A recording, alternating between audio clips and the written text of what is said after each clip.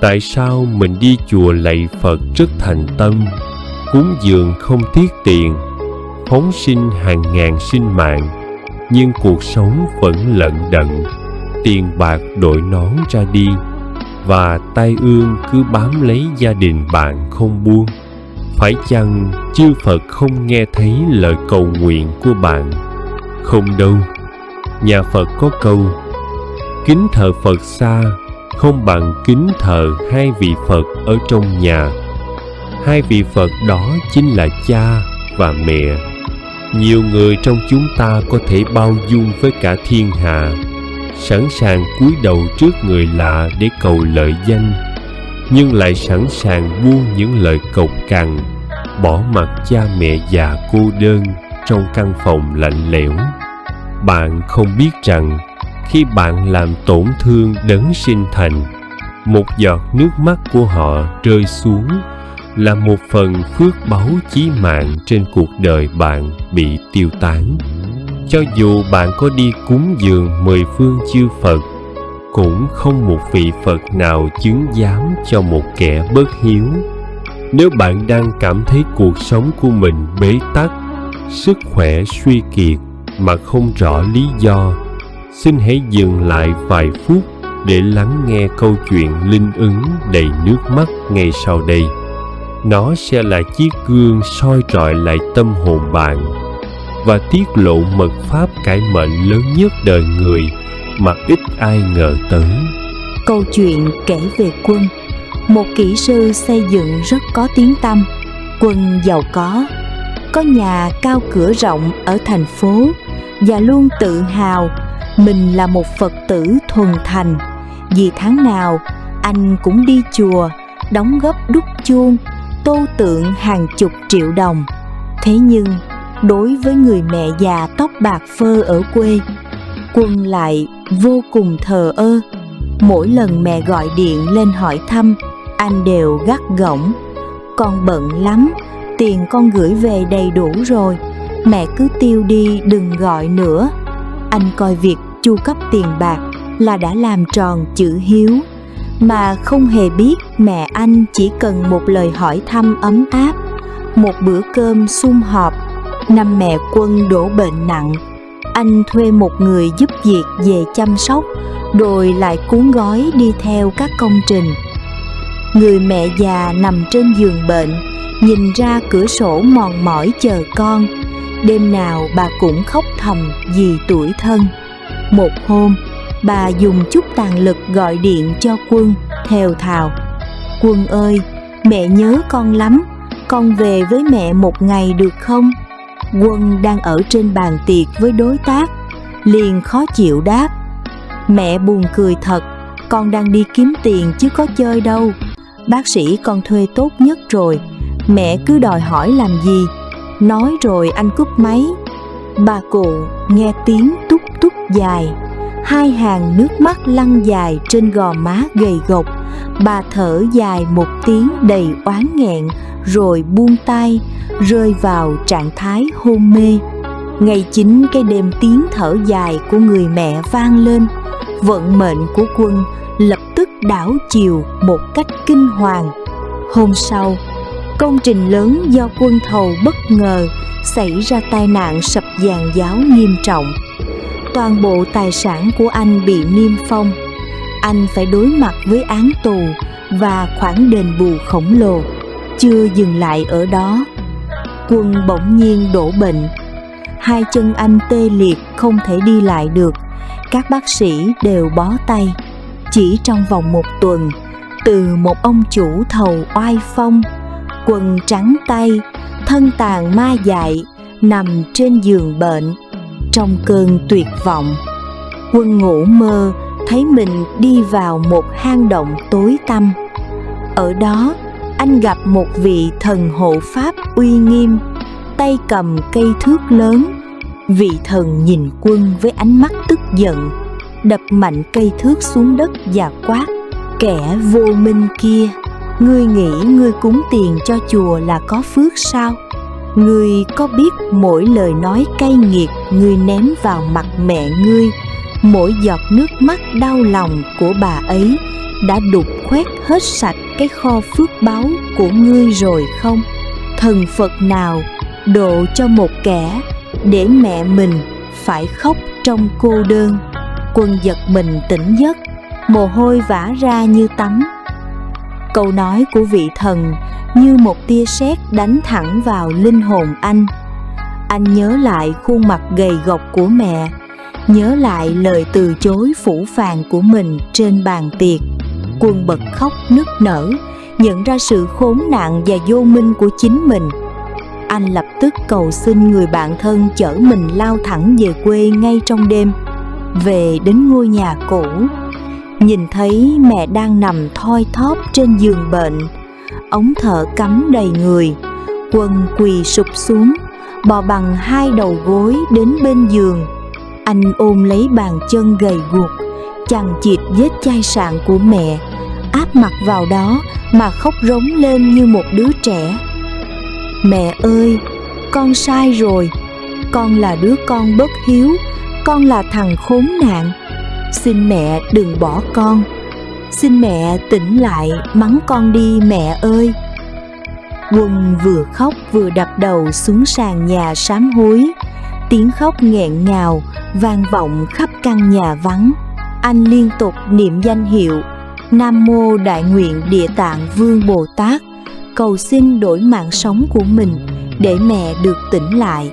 Kỳ diệu thay, như có một sợi dây tâm linh vô hình kết nối. Từ khóe mắt của người mẹ đang hôn mê sâu bỗng chảy ra một giọt nước mắt nóng hổi. Bà từ từ mở mắt, nhìn thấy đứa con trai đang quỳ khóc dưới chân. Bà không hề trách móc, chỉ thều thào đưa bàn tay run rẩy vuốt tóc anh. Con về là tốt rồi, mẹ không sao. Chính lòng bao dung vĩ đại của người mẹ đã hóa giải mọi oán nghẹn. Và ngay khoảnh khắc giọt nước mắt của mẹ rơi trúng tay Quân, một luồng điện ấm áp chạy dọc sống lưng anh. Đôi chân vốn dĩ bị tê liệt bấy lâu nay của Quân bỗng nhiên có cảm giác trở lại. Anh có thể tự đứng vững trên đôi chân của mình trước sự kinh ngạc của người giúp việc. Phép màu của sự sám hối đạo hiếu đã hiển linh ngay tức khắc.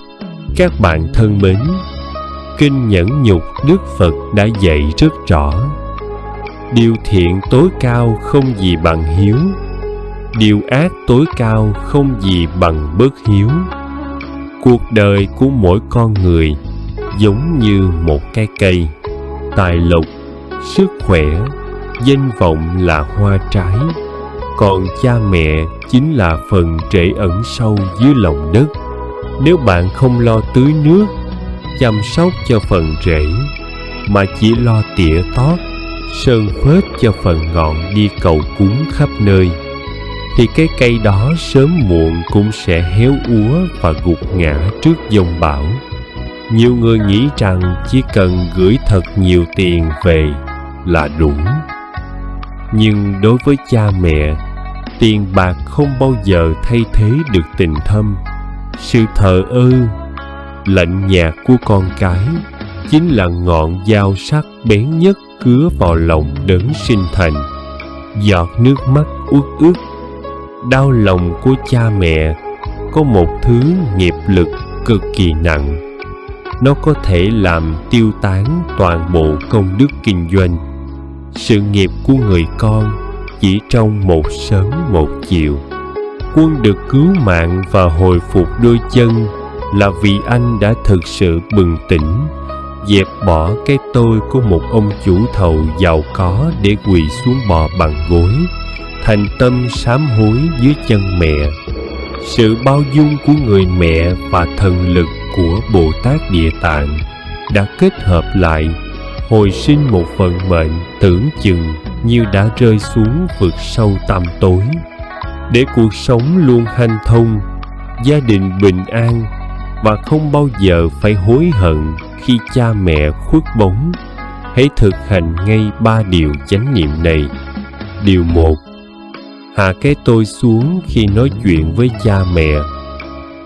Cho dù ngoài xã hội bạn có là ông to bà lớn, là giám đốc hay tiến sĩ, thì khi về nhà trước mặt cha mẹ, bạn vẫn chỉ là một đứa trẻ. Tuyệt đối không dùng giọng bề trên, không gắt gỏng, không ra lệnh. Hãy dùng những lời dịu dàng, ái ngữ để lắng nghe cha mẹ. Dù đôi khi người già có thể lẩm cẩm hay nói nhiều. Điều 2. Phụng dưỡng cha mẹ bằng sự hiện diện. Hiếu tâm. Đừng chỉ gửi tiền rồi mất hút. Hãy dành thời gian gọi điện nhìn mặt cha mẹ mỗi ngày. Về thăm cha mẹ bất cứ khi nào có thể. Một bữa cơm đạm bạc có đủ mặt con cháu, có giá trị tích phước cho bạn lớn hơn vạn lần những mâm cao cổ đầy ngoài nhà hàng. Điều 3. Hướng dẫn cha mẹ niệm Phật tạo phước. Đại hiếu. Cái hiếu lớn nhất của người con không chỉ là lo cho cha mẹ cái ăn cái mặc ở đời này, mà là hướng dẫn cha mẹ biết ăn chay, làm thiện và niệm Phật Nam Mô A Di Đà Phật để tích lũy tư lương cho hành trình tâm linh mai sau.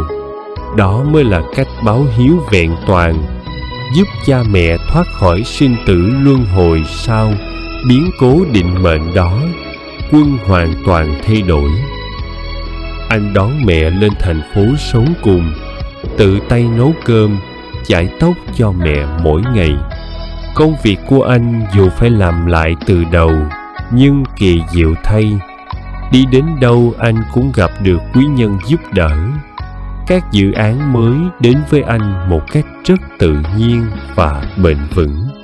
Anh nhận ra, từ ngày anh làm cho mẹ mỉm cười, cái kho phước báo của anh đã đầy trở lại, hộ vệ anh bước qua mọi sóng gió. Các bạn thân mến, thời gian là thứ tàn nhẫn nhất. Nó đang âm thầm lấy đi sức khỏe của cha mẹ chúng ta mỗi ngày. Đừng đợi đến khi trên ngực áo phải cài bông hồng trắng. Đừng đợi đến khi đứng trước di ảnh của cha mẹ khóc lóc thảm thiết mới nhận ra mình đã quá vô tình. Ngay sau khi video này khép lại, bạn hãy nhấc máy lên và gọi cho cha mẹ mình. Hãy nói một lời yêu thương, một lời xin lỗi nếu đã lâu bạn bỏ quên họ. Hãy bắt đầu quay về chăm sóc cái rễ phước báu của đời mình. Khi bạn biết sống trọn đạo hiếu, biết kính trọng đấng sinh thành trong từng phút giây chánh niệm, chắc chắn 10 phương chư Phật và các vị thiện thần sẽ luôn phóng quang gia hộ, mang đến cho bạn một cuộc đời tự tại, hậu vận vô cùng vinh hiển, vạn sự hanh thông và phước đức tràn trề. Nam Mô Bổn Sư Thích Ca Mâu Ni Phật. Nam Mô Quan Thế Âm Bồ Tát Ma Ha Tát. Lời cảm ơn chân thành từ tâm an Phật ngôn. Chúng tôi xin gửi lời tri ân sâu sắc đến quý vị đã dành thời gian quý báu để theo dõi và ủng hộ kênh Tâm An Phật ngôn. Sự quan tâm và đồng hành của quý vị chính là nguồn động viên to lớn, giúp chúng tôi không ngừng nỗ lực mang đến những bài giảng Phật Pháp đầy ý nghĩa, góp phần nâng cao đời sống theo lời dạy của Phật. Để không bỏ lỡ những video mới nhất, xin quý vị vui lòng đăng ký kênh và nhấn chuông thông báo. Điều này sẽ giúp quý vị dễ dàng cập nhật những nội dung hữu ích về giáo lý nhà Phật, những bài học sâu sắc về cuộc sống, giúp tâm an, trí sáng và lòng từ bi ngày càng rộng mở. Chúng tôi rất mong tiếp tục nhận được sự yêu thương và đồng hành của quý vị trong những video tiếp theo.